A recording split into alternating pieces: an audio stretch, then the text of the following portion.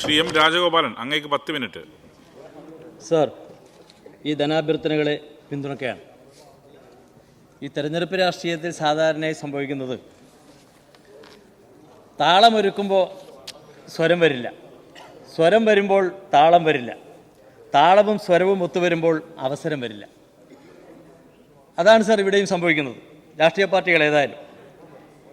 ഇനി നമുക്ക് LDFനായിട്ടുള്ള പരാജയം സംബന്ധിച്ചാണെങ്കിൽ, ഇവിടെ നേരത്തെ ആളുകൾ സംസാരിച്ചു ഇടത് വലത് പരാജയങ്ങളെക്കുറിച്ച്. തോൽവിയുടെ നീണ്ട ചരിത്രം തന്നെ അപ്പുറത്തുണ്ട് സർ.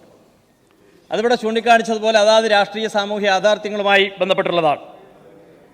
1977 പാർലമെൻറ്റ് ഇലക്ഷൻ, അതിന് സമാനമായ മറ്റു രീതിയിലുള്ള സാഹചര്യമായിരുന്നു ഇന്ത്യൻ രാഷ്ട്രീയത്തിലുണ്ടായിരുന്നത്.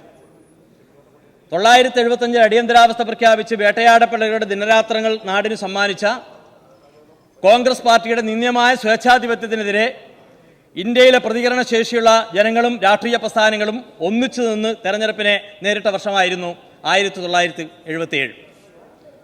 ചരിത്രത്തിൽ ആദ്യമായി കോൺഗ്രസിൻ്റെ ഏകകക്ഷി ഭരണം അവസാനിക്കുന്ന തെരഞ്ഞെടുപ്പായിരുന്നു സർ. ഏകകക്ഷി ഭരണം അവസാനിച്ചു. ദേശീയ രാഷ്ട്രീയത്തിൽ അന്ന് കോൺഗ്രസിനെതിരായിട്ടുള്ള വികാരമെല്ലാം വന്ന് വലിയ രീതിയിലേക്ക് പോയപ്പോൾ അതിനനുസൃതമായ ഒരു മാറ്റം കേരളത്തിലുണ്ടായില്ല. കേരളത്തിൽ അന്ന് ഇടതുപക്ഷ പ്രസ്ഥാനത്തിന് വലിയ തിരിച്ചടിയായിരുന്നു. പക്ഷേ ആ സാഹചര്യവും ഇന്നത്തെ കേരള രാഷ്ട്രീയ സാഹചര്യവും നമുക്ക് താരതമ്യം ചെയ്യാൻ കഴിയില്ല. കാരണം അന്ന് കേരളത്തിൽ സംസ്ഥാന ഗവൺമെൻറ്റുകൾ വളരെ ദുർബലമായിരുന്നു. 1977 മാർച്ച് 25-നാണ് 7ാം മന്ത്രിസഭ രൂപീകരിക്കുന്നത്. മുഖ്യമന്ത്രി ശ്രീ കെ കരുണാകരൻ. 8ാം മന്ത്രിസഭ അതേ പീരീഡിൽ തന്നെ 1977 ഏപ്രിൽ 27-ന് മുഖ്യമന്ത്രി ശ്രീ AK ആന്റണി. അന്നത്തെ രാഷ്ട്രീയ സാഹചര്യവും മാറാനിടയായിട്ട് സാഹചര്യമെല്ലാം നമുക്കറിയാം. 1978 ഒക്ടോബർ 29-ന് PK വാസുദേവൻ നായർ മുഖ്യമന്ത്രി. 1979 ഒക്ടോബർ 12 ശ്രീ CH മുഹമ്മദ് കോയ മുഖ്യമന്ത്രി. അങ്ങനെ ഒരു പീരീഡിൽ തന്നെ 3-4 മുഖ്യമന്ത്രിമാർ മാറി എന്നൊരു കാലമായിരുന്നു സർ. അന്ന് വളരെ ദുർബലമായിരുന്നു. ആ ദേശീയ രാഷ്ട്രീയത്തിലെ കോൺഗ്രസിന് അന്ന് എതിരായിട്ടുള്ള വികാരം, കേരളത്തിൽ അനുകൂലമായിട്ടുള്ള വികാരം, അതിൽ നിന്നെല്ലാം ശക്തിയുക്തം അതിനെ പ്രതിരോധിച്ചുകൊണ്ട് 1980 ആയപ്പോൾ കേരളത്തിൽ ഇടതുപക്ഷ ജനാധിപത്യ മുന്നണി ഗവൺമെൻറ് പൂർവാധിക ശക്തിയോടെ എന്ന് പറഞ്ഞാൽ 77 ഒരു സീറ്റ് പോലും കിട്ടാത്ത കേരളത്തിൽ 80-ൽ ഏറ്റവും ശക്തമായിട്ടുള്ള ഒരു തിരിച്ചുവരവാണ് നായനാറുടെ നേതൃത്വത്തിൽ ഇടതുപക്ഷ മുന്നണി നടത്തിയത്. 87 വീണ്ടും നായനാർ മന്ത്രിസഭ അധികാരത്തിൽ വരികയുണ്ടായി സർ. അതുകൊണ്ട് തന്നെ ഈ ഇന്നത്തെ രാഷ്ട്രീയ സാഹചര്യത്തിലും അതുപോലെ ഇന്ന് കേരളത്തിലാണെങ്കിലും സ്ഥിതി വളരെ ഭദ്രമാണ് ഇടതുപക്ഷ മുന്നണിയെ സംബന്ധിച്ച്. ഇവിടെ പറഞ്ഞു 99ഓളം MLA-മാർ, കൂട്ടുത്തരവാദിത്തമുള്ള ഒരു സർക്കാർ, ജനക്ഷേമ പദ്ധതികൾ, വികസന പ്രവർത്തനങ്ങൾ, അങ്ങനെ കക്ഷി രാഷ്ട്രീയത്തിനും ജാതിമത ചിന്തകൾക്കും അതീതമായ എല്ലാ ജനങ്ങളുടെയും അംഗീകാരം പിടിച്ചുപറ്റിക്കൊണ്ട് മുന്നോട്ട് പോകുന്ന സർക്കാർ. ഒരു തെരഞ്ഞെടുപ്പ് തോൽവി അതിനൊരു നിദാനമല്ല സർ. ഇവിടെ പ്രതിപക്ഷത്തിൻ്റെ റോൾ എന്താ? ഇവിടെ പറഞ്ഞു മറ്റ് ദേശീയ രാഷ്ട്രീയത്തിൽ സംസ്ഥാനങ്ങളിലെ വിജയത്തെക്കുറിച്ചൊക്കെ പറഞ്ഞു. ഒരു ഉത്തരവാദിത്വം നിർവഹിക്കാത്ത വിധത്തിലേക്കല്ലേ പ്രതിപക്ഷം വീണ്ടും പോയത്? നിയമനിർമ്മാണ പ്രക്രിയയിൽ പങ്കെടുക്കാതെ തലയില്ലാത്ത തെങ്ങിന്മേൽ കയറി സമയം കളയുന്ന ഒരു സമീപനമാണ് സർ പ്രതിപക്ഷം ഇവിടെ സ്വീകരിച്ചുകൊണ്ടിരിക്കുന്നത്. എന്താ ഇവർക്ക് വേണ്ടത്? മുഖ്യമന്ത്രിയെ വേട്ടയാടണം. മുഖ്യമന്ത്രിയെ ശത്രുപക്ഷത്ത് നിർത്തിക്കൊണ്ട് ഈ സംസ്ഥാന ഗവൺമെൻറ്റിൻ്റെ ഭരണത്തലവൻ എന്നുള്ള നിലയിൽ മുഖ്യമന്ത്രിയെ ദുർബലപ്പെടുത്താൻ, മനോധൈര്യത്തെ ദുർബലപ്പെടുത്താനും അതുവഴി മുന്നണിയെയും ഗവൺമെൻറ്റിനെയും ദുർബലപ്പെടുത്താൻ കഴിയുമെന്നാണ് നോക്കുന്നത് സർ. കായ്ക്കുന്ന മരമേ കല്ലെറിയപ്പെടാറുള്ളൂ, മാങ്ങയില്ലാത്ത മാവിൻ്റെ മേലെ ആരും കല്ലെറിയോ? എല്ലാ പ്രതിസന്ധി ഘട്ടത്തിലും രാഷ്ട്രീയ രംഗത്താണെങ്കിൽ വർഗീയ ഫാസിസത്തിനെതിരെ ശക്തമായിട്ട് നിലപാട് സ്വീകരിച്ചുകൊണ്ട് ഇന്ത്യയിലെ ആകെയുള്ള ഇടതുപക്ഷ മതനിരപേക്ഷ പ്രസ്ഥാനങ്ങളെ ആകർഷിക്കാൻ കഴിയുന്ന വിധത്തിലുള്ള ലീഡർഷിപ്പായി കേരളത്തിൻ്റെ മുഖ്യമന്ത്രി മാറി. കേരളത്തെ സംബന്ധിച്ചിടത്തോളം പ്രതികൂല സാഹചര്യമുണ്ടായി, പ്രതിബന്ധങ്ങളുണ്ടായി, പ്രകൃതി ദുരന്തങ്ങളുണ്ടായി. ആ ദുരന്തങ്ങളുടെ എല്ലാം ഏറ്റവും അപകടകരമായ സാഹചര്യത്തിൽ പോലും ജനങ്ങളെ ചേർത്ത് പിടിച്ചുകൊണ്ട് അതിനതിജീവിക്കാൻ ഈ നാടിനെ മുന്നോട്ട് നയിച്ച ഭരണാധികാരി ആരാ സർ? ഇന്ന് കേരളം ഭരിക്കുന്ന മുഖ്യമന്ത്രിയല്ലേ. അതൊരു തെരഞ്ഞെടുപ്പിൽ പരാജയം സംഭവിച്ചതുകൊണ്ട് മാത്രം മുഖ്യമന്ത്രി ഒറ്റപ്പെടുത്തി മുഖ്യമന്ത്രിക്കെതിരെ അപവാദ പ്രചരണത്തിന് കൊടുങ്കാറ്റ് അഴിച്ചുവിടാൻ വലതുപക്ഷ മാധ്യമങ്ങൾ പ്രത്യേകം ശ്രദ്ധിക്കുന്നുണ്ടെന്നുള്ള കാര്യം ഞങ്ങൾ മറക്കുന്നില്ല. നാടഭിമുഖീകരിക്കുന്ന പ്രതിസന്ധി ഘട്ടത്തിൽ നിന്ന് ഉത്കണ്ഠയുടെ മുൾമുനയിൽ കേരളീയ സമൂഹം കഴിയുമ്പോൾ അവരെയെല്ലാം രക്ഷിക്കാനും അവരെയെല്ലാം ചേർത്ത് പിടിക്കാനും സന്നദ്ധത കാണിച്ച കേരളത്തിന്റെ മുഖ്യമന്ത്രിയും ഇടതുപക്ഷ ഗവൺമെന്റുമാണ് കേരളത്തിലുള്ളത് സർ. ഇവിടെ പ്രോഗ്രസ് റിപ്പോർട്ടിനെ കുറിച്ച് ശ്രീ വിഷ്ണുനാഥോട് സൂചിപ്പിക്കുകയുണ്ടായി സർ. പ്രോഗ്രസ് റിപ്പോർട്ടിന്റെ കോപ്പിയാണിത്. അദ്ദേഹം 2-3 പേജുകൾ മാത്രം വായിച്ച് അതിനകത്തുള്ള കാര്യങ്ങളാണ് ഇവിടെ ചൂണ്ടിക്കാട്ടിയത്.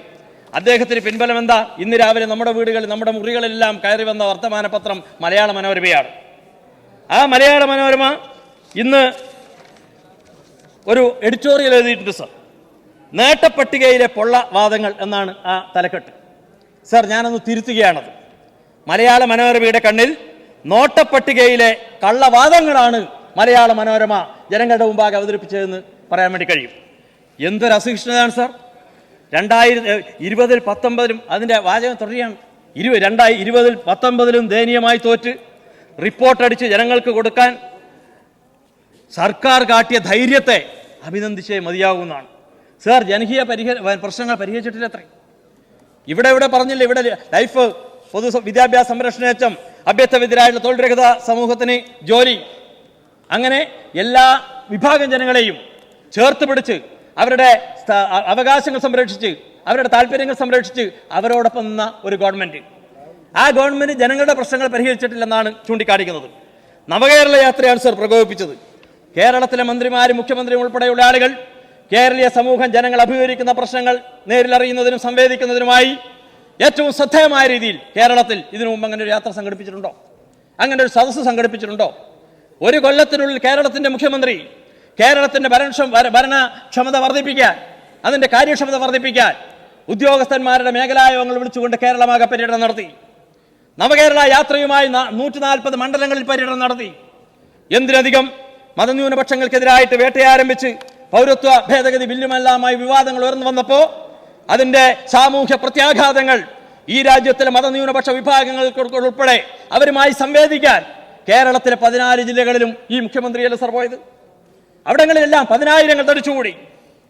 പക്ഷേ അങ്ങനെ ഞങ്ങൾ അതിന്റെ ഏറ്റവും വലിയ ഭവിഷ്യത്തും ഗുരുതരമായ വിപത്തും ജനങ്ങളെയും മതന്യൂനപക്ഷങ്ങളെയും ബോധ്യപ്പെടുത്താൻ ഞങ്ങൾക്ക് കഴിഞ്ഞിട്ടുണ്ട്. ആ കഴിഞ്ഞു എന്നുള്ളതിന്റെ തെളിവാണ് ഞങ്ങൾക്ക് മുസ്ലിം മതന്യൂനപക്ഷ വിഭാഗങ്ങൾ വോട്ട് ചെയ്തിട്ടെങ്കിലും കോൺഗ്രസിൽ പോയിട്ട് വോട്ട് ചെയ്തത്. അതവർ പരിശോധിക്കേണ്ട കാര്യം. ഇവിടെ ഇടതുപക്ഷത്തെ കുറിച്ച് പറയുമ്പോൾ നേരത്തെ പരിഹാസച്ചിരികൾ ഉയർന്നു. ചിരിക്കുന്നവർ ഭീകരമായ വർത്തമാനങ്ങൾ കേൾക്കാനിരിക്കുന്നതേ ഉള്ളൂ. ഒരു സംശയം വേണ്ട നിങ്ങൾക്ക്. സർ, ഈ അടുത്ത കാലത്തൊരു വാർത്ത ഞങ്ങൾ ശ്രദ്ധിച്ചിട്ടുണ്ടാകും. ഇന്ത്യൻ ജനത മതപരമായ വിഭാഗീയതക്ക് അതിവേഗം കീഴ്പ്പെടുന്ന കാഴ്ചയാണ് സമീപകാലത്ത് കാണാൻ കഴിയുന്നത്. ധനികനായിട്ടുള്ളൊരു മുസ്ലിം കുടുംബനാഥൻ അദ്ദേഹത്തിൻ്റെ ഒരു അനുഭവം പങ്കുവെക്കുകയുണ്ടായി സർ.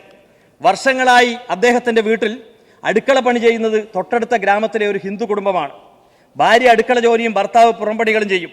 അവരുടെ കുട്ടികളുടെ വിദ്യാഭ്യാസം ഉൾപ്പെടെയുള്ള ചെലവുകൾ വഹിക്കുന്നത് ഈ മുസ്ലിം കുടുംബമാണ്.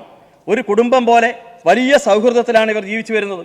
കഴിഞ്ഞൊരു ദിവസം വീട്ടുജോലിക്കാരൻ മുറ്റത്ത് ചെടി നനച്ചുകൊണ്ടിരിക്കെ അതിനിടയിൽ അപ്പോൾ ആ ഗൃഹനാഥൻ ചെടി നനച്ചുകൊണ്ടിരിക്കുക.